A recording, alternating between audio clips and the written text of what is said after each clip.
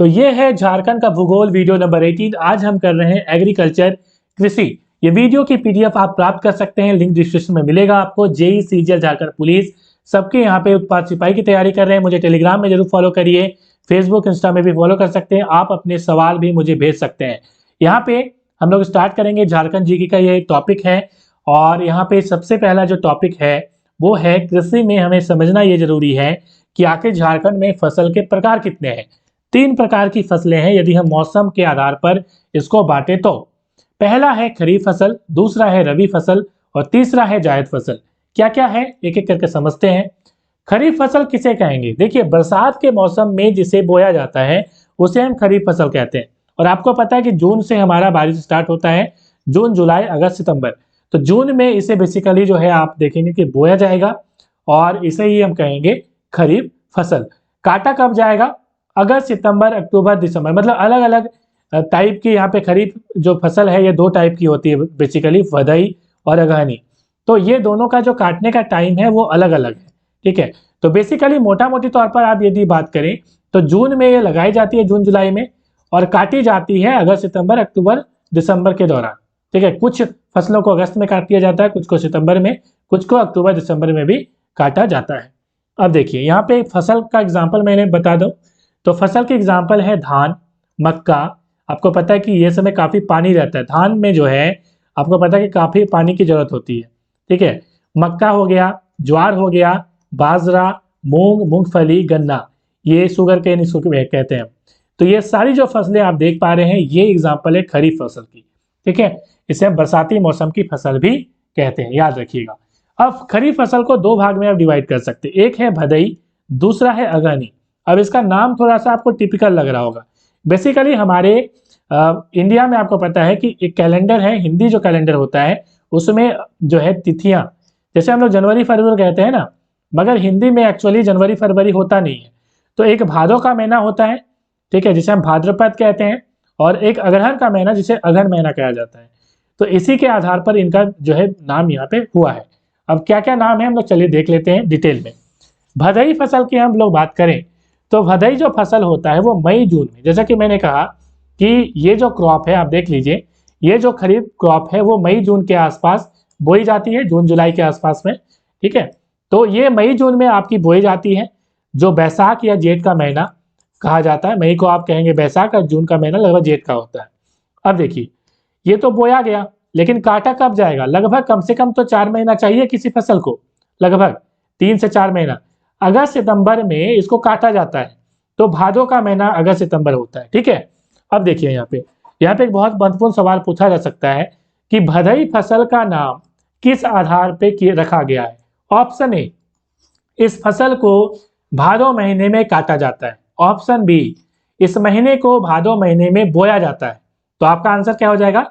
इस फसल को भादो महीने में काटा जाता है।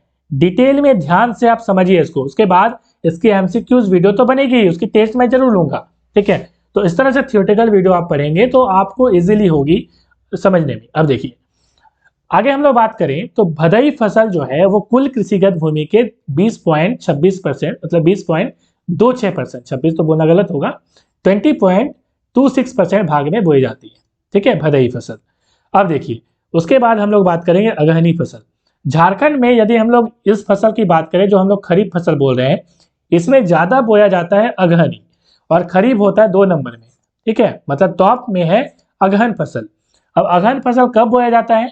तो ये बोया जाता है जून महीना में, जो जेठ और आषाढ़ का महीना होता है, और दिसंबर में इसे काट लिया जाता है, ठीक है। तो आप समझ पा रहे हैं कि पूरा बरसात खत्म हो गया, उसके बाद इसे काटा जाएगा। झारखंड की खेती में अगहनी फसल का सर्वोपरि स्थान है, मतलब नंबर 1 स्थिति में है ये, और कुल कृषिगत भूमि का 69.75%। सोचिए कितना ज्यादा इसकी जो है खेती होती है। तो ये एग्जाम पॉइंट ऑफ व्यू से बहुत इंपॉर्टेंट है, इस डेटा को याद रखिएगा, ठीक। चलिए आगे हम लोग बढ़ेंगे और हम लोग थोड़ा महीना देख लेते हैं, हिंदी महीना। जो हमने कहा कि चैत्र होता है, बैसाख होता है, जैसे जो हिंदी महीना का जो पहला महीना वो चैत्र होगा, फिर बैसाख, ज्येष्ठ, आषाढ़, सावन, भाद्रपद, इसे भादो कहते हैं, आश्विन मतलब आश्विन भी कहते हैं, कार्तिक, अगहन को अगहन बोलते हैं, पोष, माघ, फाल्गुन। चलिए इसका हमने इसलिए जिक्र किया क्योंकि यहाँ पे जिक्र हुआ था इसका। झारखंड में मात्र 32% जमीन पर ही खेती होती है। क्योंकि ये पठारी एरिया है, यहाँ पे मिनरल्स वगैरह ज़्यादा मिलता है ना। तो यहाँ पे आपको पता है ये चीज़ के कारण ये ज़मीन की खेती के लिए 32% एरिया ही काफ़ी जो है लायक है। उसके बाद कुल कृषि योग्य भूमि कितनी है? 38 लाख हेक्टेयर, याद रखिएगा। उसके बाद स्थानीय कृषि का नाम है खल्लू कृषि, झारखंड की मैं बात की है, ठीक है। अब हम लोग बात करेंगे रबी फसल की। रबी फसल को ठंडी मौसम की फसल भी कहते हैं। देखिए हमने जून से लेकर हमने दिसंबर तक देख लिया ना, जून से लेकर हमने देखा कि सितंबर अक्टूबर में कुछ फसलें काटी गई, कुछ दिसंबर भी काटी गई। तो जून से बेसिकली हम लोग जून जुलाई अगस्त सितंबर 4 महीना देख लें तो 4 महीना के बाद आपका अक्टूबर महीना के आसपास कौन सा महीना स्टार्ट होता है? तो ठंड की मौसम, ठीक है। इसका मतलब बरसात में हमने बो लिया, अब हमें ठंडी में भी तो बोना पड़ेगा क्योंकि हमें तो खाना है भाई, ठीक है। तो हम लोग ठंड के मौसम में भी कुछ फसलों को बोते हैं जिसे हम रबी फसल कहते हैं। याद कैसे रखिएगा? देखिए ठंड के मौसम में ठंड बहुत लगती है, हाथ आपका हो जाता है ठंडा, तो हाथ को आप लोग क्या करते हैं? रगड़ते हैं, रब करते हैं। क्या करते हैं? रब मतलब रगड़ना होता है। तो आप रब से याद रखिएगा कि हाथों को रगड़ते हैं भाई, कौन से महीने में रगड़ते हैं? तो ठंड के मौसम में। तो ये रबी फसल जो है वो ठंड की मौसम की फसल है। उसके बाद ब से एक चीज याद रखिएगा, रबी में ब आ रहा है तो यहाँ पे याद रखिएगा ब से बैसाखी, मतलब इस फसल को बैसाखी या बैसाखा फसल भी कहा जाता है। अब यदि सवाल पूछा जाए कि बैसाखा फसल क्यों कहा जाता है, क्योंकि रबी फसलों को बैसाख के महीने में काटा जाता है, ठीक है। ऑप्शन रह सकता है कि बैसाख रबी फसल को बैसाख फसल भी कहा जाता है। ऑप्शन ए, क्योंकि इस फसल को बैसाख में बोया जाता है, गलत होगा। आंसर सही क्या होगा? क्योंकि इस फसल को बैसाख में काटा जाता है, याद रखिएगा। चलिए रबी फसलें अक्टूबर नवंबर में बोई जाती हैं, मतलब ठंड के मौसम में बोई जाती है। उसके बाद हम लोग बात करें तो ये मार्च में काटी जाती है, मतलब जब गर्मी अब स्टार्ट होने वाली होती है, ठंड खत्म, बस इस फसल को हम लोग काट लेते हैं। अब सवाल उठता है कि कौन कौन सा एग्जाम्पल है इसका। एग्जाम्पल है गेहूं, सबसे बड़ा एग्जाम्पल, जौ, चना, तिलहन आदि। अब देखिए यहाँ पे 9.2% भाग में रबी फसल की खेती होती है, बहुत कम इसकी खेती होती है। अब देखिए यहाँ पे हम लोग यदि बात करें रबी फसल के लिए बारिश कहाँ से आता है भाई, तो याद रखिएगा चूंकि ये ठंड मौसम की फसल है, ठंडे मौसम की फसल, और मैंने क्लाइमेट जब पढ़ाया था, आपने नहीं देखा तो जरूर देख लीजिएगा, लिंक डिस्क्रिप्शन में भी आपको मिल जाएगा। हमने बताया था कि देख लीजिए मैप, यहाँ पे हिंदू कुश आपको मिलेगा अफगानिस्तान में। अब यहाँ पे मैंने कहा कि भूमध्य सागर से, मेडिटेरियन सी से एक हवाएं चलती है जिसे हम कहते हैं जेट एयर, ठीक है, जेट हवाएं। इस हवा के कारण इस प्रदेश में इस तरह से आती है ये, और बिहार झारखंड में भी कुछ बारिश ये कराती है और काफी कम बारिश कराती है, ठीक है। तो पूरे इंडिया की हम बात करें तो इंडिया में 80% जो बारिश है वो दक्षिण पश्चिम मानसून से होती है, मतलब ये बढ़ता हुआ मानसून इस तरह से जो बढ़ता है, ठीक है। उसके बाद आपको पता ये भी है कि 17% जो बारिश होती है, मैं पूरे इंडिया की बात कर रहा हूँ, वो लौटता हुआ मानसून से होती है। मतलब ये जो लौटेगा, मतलब पहुंच गया, उसके बाद जब लौटेगा तो उस मानसून से मैंने बताया है, ठीक है, वो वीडियो को देख लीजिएगा, आपको क्लियर हो जाएगा। उससे 17% की, और 3% जो बारिश होती है वो वेस्टर्न डिस्टर्बेंस, जिसको कहते हैं दक्षिण पश्चिमी विक्षोभ, ये जो जेट हवाएं चलती है। यहाँ पे भूमध्य सागर है, आगे इधर देखिएगा, यूरोप ऊपर मिलेगा और नीचे मिलेगा आपको साउथ अफ्रीका, उसके बीच में आप देखिएगा कि जो है भूमध्य सागर। एक सवाल पूछा जाता है कि यूरोप और दक्षिण अफ्रीका को कौन सा सागर अलग करता है, तो आपका आंसर होता है भूमध्य सागर, मेडिटेरियन सी। चलिए आपने समझ लिया, इसका मतलब इससे जो बारिश होगी 3% की बारिश होगी और बहुत कम बारिश होगी, ज्यादा बारिश नहीं होती। इसका मतलब ये हुआ कि रबी फसल को ज्यादा बारिश नहीं चाहिए, इसलिए तो ये ठंड में मौसम में जो है बोई जाती है। समझ रहे हैं बात? गेहूं में ज्यादा बारिश कर दीजिएगा तो सड़ जाएगा, खराब हो जाएगा। जौ में भी वही स्थिति है, चना में भी, ठीक है। चना आपको पता कि याद रखिएगा शिवरात्रि जो मेला होता है उस टाइम में ये होता है। तो शिवरात्रि मेला कब होता है? मार्च, मतलब उसी टाइम में, मतलब ठंड जब खत्म हो रही होती है। तो इसे आप आराम से याद रख सकते हैं कि ये किस मौसम में होती है। चलिए आगे हम लोग बात करते हैं और जायद फसल पे आते हैं। जायद फसल क्या है भाई?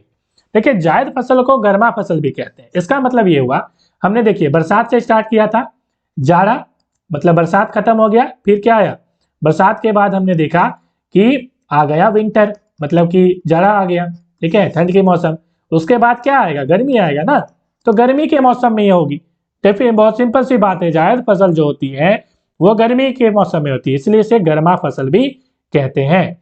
कितनी फसल होती है? मात्र 0.73%।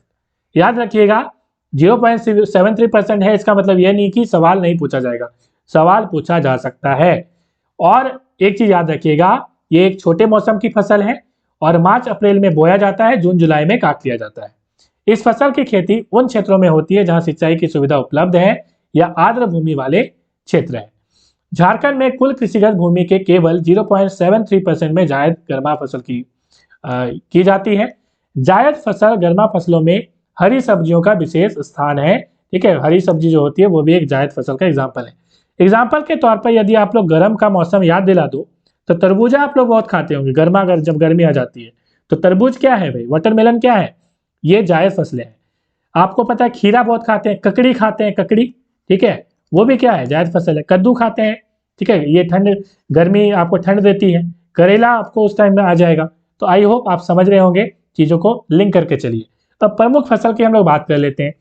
यदि हम लोग बात करें तो झारखंड में सबसे टॉप में यदि सवाल पूछा जाए कि नंबर 1 की फसल कौन सी है, तो याद रखिएगा धान है। एग्जाम में कई बार पूछा गया है, याद रखिएगा। 50% प्रोडक्शन होता है कहाँ पे, तो ये होता है सिंहभूम में, रांची में, दुमका में, गुमला में और दुमका में। दुमका से मैं बिलोंग करता हूं, आप कहां से बिलोंग करते हैं कमेंट में जरूर आंसर करिएगा। जहां झारखंड के कुल धान के लगभग 50% का उत्पादन होता है। यह राज्य की सर्वप्रमुख खाद्य फसल है। ठीक है, उसके बाद इसके अलावे खाद्य फसल का मतलब समझ रहे हैं, मतलब खाने वाली फसल है। इसके अलावा धान की खेती हजारीबाग, पलामू, उसके बाद गढ़वा, धनबाद, गोड्डा, गिरिडीह में भी होती है, मगर सबसे ज्यादा सिंहभूम, रांची, दुमका एवं गुमला में। उसके बाद हम लोग बात करें मक्का की। ठीक है, और आपको पता है कि धान से ही चावल बनता है, इतना तो आपको पता ही होगा। ठीक है, सीबीएसई स्टूडेंट वाले को भी पता ही होगा, सबको पता होगा। चलिए मक्का की हम लोग बात करें तो मक्का क्या होता है। यहाँ पे मक्का आप देख पा रहे हैं, मकई जिसको हम लोग बोलते हैं, भुट्टा भी बोलते हैं इसको हम लोग। अब देखिए, ये सवाल एक बार पूछा गया था कि मक्का में जो है सबसे टॉप रैंक किसका है, तो पलामू का पहला रैंक है, याद रखिएगा, बिल्कुल याद रखिएगा। उसके बाद राज्य में हम लोग बात करें, पूरे राज्य में पूछा गया था कि दूसरे नंबर में झारखंड में कौन सी फसल आती है, तो आपका आंसर होगा मक्का। ऐसा दिख भी जाता है आपको, मक्का हर जगह दिखता है। तो यहाँ पे पलामू में फर्स्ट पोजीशन, पलामू में सबसे ज्यादा मक्का की खेती होती है। उसके बाद हजारीबाग, गिरिडीह, साहिबगंज का स्थान आता है। पलामू से याद आया मुझे, पलामू में एक नदी बहती है जिसका नाम है औरंगा नदी, और एक नदी आपको यहाँ पे मिलेगी अमानत नदी। ठीक है, और पलामू का किला बहुत फेमस है, और यहाँ पे आपको डाल्टनगंज जो है, ठीक है, उसका नाम बदल कर क्या रख दिया गया है, मेदिनीनगर रख दिया है, डाल्टनगंज। ठीक है, चलिए हम लोग आगे बढ़ेंगे, और आगे है गेहूं। गेहूं की हम लोग बात करें तो झारखंड की ये तीसरी मुख्य फसल है, और इसका सर्वाधिक उत्पादन पलामू जिला में होता है। ठीक है, दूसरे स्थान पर हजारीबाग है और तीसरे स्थान पर गोड्डा है। अब हम लोग गन्ना की बात करेंगे। गन्ना के बारे में सवाल ये पूछा जाता है कि ये कैसी फसल है, तो ये नगद फसल है। नगद फसल का मतलब क्या होता है समझिए। आप सोच रहे होंगे कि सर सब में तो पैसा मिलता है। देखिए, नगद फसल ऐसे फसल को कहते हैं जिससे पैसा कमाने के लिए सिर्फ उस फसल को उगाया जाता है, मतलब घर में खाने के लिए नहीं। यदि घर में खाने के लिए उगाया जा रहा है तो उसको हम लोग बोलेंगे खाद्य फसल। मगर यदि उससे पैसा सिर्फ कमाने के लिए उगाया जा रहा है, ठीक है, तो उसको हम लोग बोलेंगे कैश क्रॉप। जैसे कि गन्ना की हम लोग बात करें तो ऐसा नहीं है कि कोई किसान गन्ना इसलिए उगा लेगा कि घर में वो गुड़ पूरा खाते रहेगा, ऐसा होता है क्या, नहीं। मगर चावल एक खाद्य फसल है। चावल हम लोग बेसिकली पहले जो स्टार्ट हुआ था वो खाने के लिए ही हुआ था। ठीक है, लोग रखते भी हैं ज्यादातर। तो आप समझ रहे हैं गन्ना जो है एक कैश क्रॉप है। कहाँ पे है, तो हजारीबाग, पलामू, दुमका, गोड्डा, साहिबगंज, गिरिडीह में आपको ज्यादा मिलेगा। साहिबगंज का एरिया और हजारीबाग का एरिया में ज्यादा आपको देखने को मिलेगा, पलामू के एरिया में, क्योंकि यहाँ पे पानी इसको बहुत ज्यादा चाहिए होता है, और पानी इस एरिया में आपको मिलेगा। दुमका में बहुत ज्यादा इसकी फसल नहीं होती, गोड्डा में बहुत फसल नहीं होती इसकी। ठीक है, चलिए आगे हम लोग बात कर लेते हैं जौ की। जौ आप देख पा रहे हैं तो यहाँ पे बार्ली, आप यहाँ पे पिक्चर देख पा रहे हैं, गेहूं के तरह ही देखने में थोड़ा बहुत होता है, ये आप देख पा रहे हैं। तो ये राई है, ये व्हीट है, राइस है, मैंने सब दिखा दिया यहाँ पे। ठीक है, अब देखिए, ये भारत की प्राचीनतम फसल, एग्जाम में पूछा जाएगा कि झारखंड, ये भारत की प्राचीनतम फसल कौन सा, ऑप्शन दे दिया जाएगा तो बार्ली होगा आंसर। इसके प्रमुख उत्पादक जिले हैं पलामू, साहिबगंज, हजारीबाग, सिंहभूम, गोड्डा आदि। मडवा की हम लोग बात करें, ठीक है, तो ये कम समय में तैयार होने वाली फसल है। इसकी बुआई अप्रैल मई में होती है और कटाई जो है जून जुलाई में हो जाती है। इसके प्रमुख जो जिले हैं वो है रांची, हजारीबाग, गिरिडीह। अब देखिए, मडवा को हम लोग क्या बोलते हैं, फिंगर मिलेट भी कहते हैं, और याद रखिएगा इस चीज को, बहुत इंपॉर्टेंट चीज है। और इसको क्या कहा जाता है, तो उसको रागी भी कहा जाता है और फिंगर मिलेट और मांडवा तीनों ही कहा जाता है। अब हम लोग चलेंगे ज्वार बाजरा की ओर। ज्वार बाजरा जो है वो हजारीबाग, रांची, सिंहभूम, संथाल परगना में मिलेगा आपको। दलहन तिलहन की हम लोग बात करें तो ये आपको मिलेगा पलामू में सबसे ज्यादा होता है। तो पलामू में हमने देखा कि क्या होता है, यहाँ पे आपको सबसे ज्यादा मैंने दिखाया आपको, यहाँ पे देखिए गेहूं होता है और उसके बाद मक्का भी हमने देखा सबसे ज्यादा होता है। ठीक है, तो मक्का भी हम लोग देख लिया। चलिए, और उसके बाद हमने क्या देख लिया, तो हमने देख लिया कि दलहन तिलहन भी जो है यहाँ पे बहुत ज्यादा होता है पलामू में। अब यहाँ पे पलामू एक प्रमंडल भी है। यहाँ पे सब्जियां की हम लोग बात करें तो रांची से सब्जियां पश्चिम बंगाल एवं अन्य राज्यों में बेची जाती है। तो सब्जियों के मामले में रांची बहुत अच्छी स्थिति में है। तो जानेंगे अब झारखंड में खाद्य सुरक्षा के बारे में। बहुत इंपॉर्टेंट सवाल यहाँ से पूछे जा सकते हैं क्योंकि डेटा वाले सवाल यहाँ से पूछे जा सकते हैं। तो यहाँ पे हमने डेटा लिया है झारखंड आर्थिक सर्वेक्षण का, झारखंड इकोनॉमिक सर्वेक्षण जो सर्वे हुआ था 2020-21 का है ये, मतलब इसके पहले वाला जो हुआ था। ठीक है, बजट के पहले ही आपको पता है कि बजट के एक दिन पहले आर्थिक सर्वेक्षण पेश किया जाता है। यदि आपको डिटेल में जानना है तो लिंक डिस्क्रिप्शन में आपको मिल जाएगा, आइकन में मिल जाएगा, उस वीडियो को जाकर देख सकते हैं। अब देखिए यहाँ पे झारखंड आर्थिक सर्वेक्षण के अनुसार राज्य की कुल भंडारण जो क्षमता है वो 5.51 लाख मीट्रिक टन है, याद रखिएगा। जबकि शीत भंडारण जो क्षमता है वो कितना है, कोल्ड स्टोरेज की बात की गई थी कि बहुत सारे कोल्ड स्टोरेज झारखंड में बनाए भी जाएंगे। तो फिलहाल जो इस रिपोर्ट के अनुसार 2 लाख मीट्रिक टन है। ठीक है, झारखंड आर्थिक समीक्षा 2020-21 के अनुसार झारखंड में खाद्यान्न के भंडारण हेतु कुल डिपो गोदाम की संख्या 256 है, जिसमें सर्वाधिक गोदाम रांची में है। तो यह सवाल पूछा जा सकता है कि जो सर्वाधिक गोदाम है वो कहाँ पे है, तो रांची में। पश्चिमी सिंहभूम में 18 है। राज्य में सर्वाधिक पीडीएस डीलर रांची जिला में, सबसे कम लोहरदगा जिला में है। राज्य सरकार के खाद्य जन वितरण और उपभोक्ता मामले विभाग द्वारा पीडीएस प्रणाली से जुड़े सूचनाओं की जानकारी उपलब्ध कराने हेतु आहार नामक जो ऑनलाइन पोर्टल है ये जो है स्टार्ट किया गया है। दिस इज मोस्ट इंपॉर्टेंट, इसलिए मैंने इसे हाईलाइट किया है कि ये जो आहार नामक ऑनलाइन पोर्टल है ये किसके लिए शुरू किया है, तो झारखंड सरकार के खाद्य जन वितरण एवं उपभोक्ता मामले विभाग द्वारा। मतलब कि आपको पता है कि जो राशन में जो सामान मिलता है ना उसके लिए ये स्टार्ट किया गया है। इस पोर्टल के द्वारा उपभोक्ताओं को पीडीएस डीलर, पीडीएस का मतलब वही पब्लिक डिस्ट्रीब्यूशन जो सिस्टम होता है जिसमें राशन कार्ड जिसको होता है, जिसमें दिया जाता है सामान वगैरह, ठीक है, वो चीज है। राज्य में बच्चों तथा माताओं को पोषण सुरक्षा प्रदान करने के उद्देश्य से 2019-20 व 20-21 में पोषण अभियान का संचालन किया गया है। आगे हम लोग देखेंगे कुछ महत्वपूर्ण आंकड़े हैं और आर्थिक सर्वेक्षण 2020-21 से ही है। शुद्ध बोया गया जो क्षेत्र है वो कितना है, 17.37% है। हेक्टेयर में ये इतना है। प्रति जो भूमि है वो है 17.38, मतलब ये रखा हुआ है, मतलब इसका कोई यूज नहीं हुआ है। अन्य प्रति भूमि में 14.08% है। औसत प्रति व्यक्ति जो जोत है, होल्डिंग है, वो है 1.17 जो है हेक्टेयर। उसके बाद कुल सिंचित जो भूमि है जिसमें इरिगेशन हो रहा है वो 15% है। उसके बाद सकल राज्य मूल्य वृद्धि एवं कृषि एवं संबद्ध क्षेत्र का योगदान है 13%। उसके बाद है, यहाँ पे देख पा रहे हैं, सन्नी जो सघनता है वो कितना है, 126% है।